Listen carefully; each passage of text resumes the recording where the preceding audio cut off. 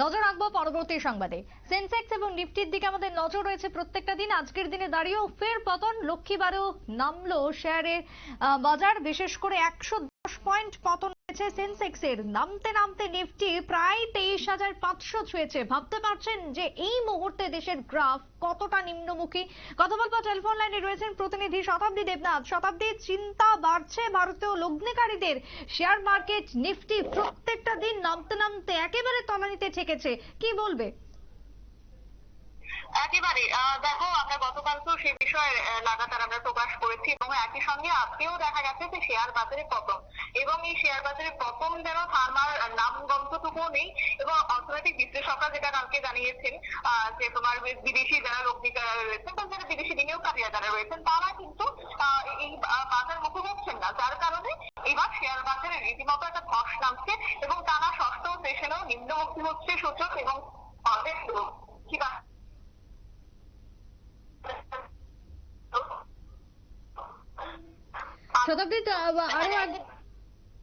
শতাব্দী, তোমার কথা সঠিকভাবে শোনা যাচ্ছে না। আমরা আরো একবার যোগাযোগ করে নেওয়ার চেষ্টা করবো শতাব্দী দেবনাথের সাথে। তবে শেয়ার মার্কেট এবং নিফটির পতন ফের একবার ভারতীয় লগ্নিকারীদের মাথায় হাত, ইতিমধ্যে চিন্তিত।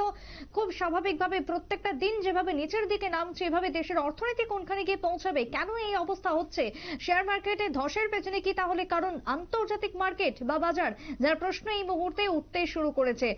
আমাদের প্রতিনিধি শতাব্দী দেবনাথের সাথে কথা বলছিলাম এই বিষয়ে, আমরা জানছিলাম। আরো একবার শুনবো শতাব্দী। শতাব্দী, যেমনটা বলছিলে। সুপ্রীতি, দেখো, বলছিলাম যে ষষ্ঠ দিনেও কিন্তু কার্যত কোনোভাবেই তোমার শেয়ার বাজার ওঠার নামগন্ধ নেই। কার্যত তোমার 77,634.94 পয়েন্টে গিয়ে দাঁড়িয়েছে সেন্সেক্স।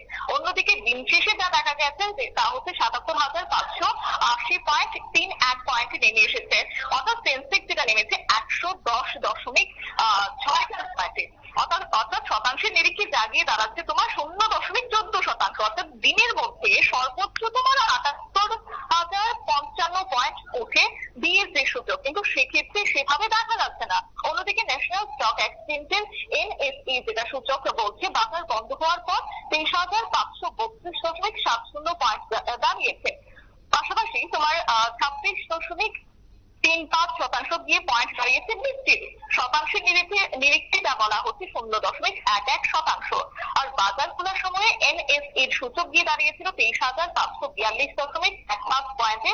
তবে দিনের শুরুতে সেটা দেখা গেল কার্যত দিনের শেষ হতে হতেই দেখা গেছে আর অনেকটা নেমে এসেছে পয়েন্টের তালিকা। 23,675.90 পয়েন্টে গিয়ে দাঁড়িয়েছে নিফটি। এবং লক্ষ্মীবারও কার্যত যে লক্ষ্মী লাভ হয়নি সেটা আরো একবার স্পষ্ট হয়েছে।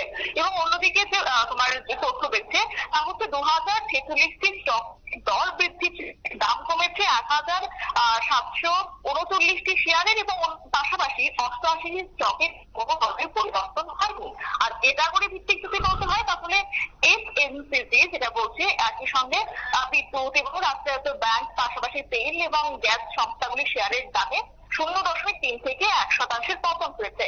আর 0.6 থেকে 2% পর্যন্ত দর বৃদ্ধি পেয়েছে গাড়ি নির্মাণকারী, মিডিয়া, রিয়েল অ্যাসেট সংস্থার স্টক। তবে লক্ষ্মীবারের নিফটিতে লগ্নিকারী তালিকায় রয়েছে তোমার আইসার, মোটর এবং একাধিক তোমার বড় বড় যে ইন্ডাস্ট্রিগুলি রয়েছে, রিলায়েন্স ইন্ডাস্ট্রি সহ অন্যান্য সংস্থাগুলো। ধন্যবাদ তোমার শতাব্দী। অর্থাৎ এই মুহূর্তে দাঁড়িয়ে শেয়ার বাজারের ধস, বেশ কিছু কারণ উঠে আসছে। শেয়ারের লগ্নিকারীদের লক্ষ্মী লাভ হলো না আজকে লক্ষ্মীবারেও, জানিয়ে সত্যি চিন্তার ভাঁজ কপালে, চিন্তার ভাঁজ এই মুহূর্তে পরিলক্ষিত লগ্নিকারীদের মধ্যে। ছোট্ট বিরতির পর ফিরছি, সঙ্গে থাকুন।